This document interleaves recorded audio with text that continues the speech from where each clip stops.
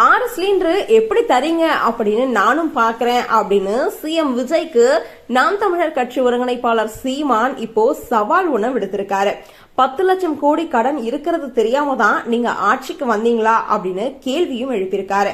மறைமலை நகர்ல நடந்த ஒரு பொதுக்கூட்டத்துல பேசின அவரு, காசு இல்ல அப்படின்னு தெரியாமையா ஏன் ஆட்சிக்கு வந்தீங்க, அந்த 6 சிலிண்டர் எப்படி தருவீங்க அப்படின்னு நான் பாக்குறேன் அப்படின்னு சவால் விடுத்திருக்காரு.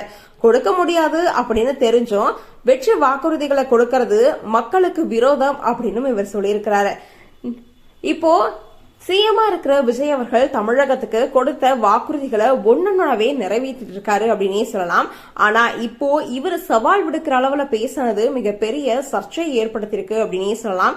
ஏற்கனவே இவங்க மீட் பண்ணிக்கிட்டது நண்பர்கள் அப்படின்னு சொல்லப்பட்டு இருக்க இந்த ஒரு தருணத்துல இப்போ அரசியல்ல அமர்ந்ததுக்கு அப்புறமா இப்படி எதிரெதிர் துருவங்களா இருக்கிறது மிகப்பெரிய ஒன்னாவே பார்க்கப்பட்டு இருக்கு.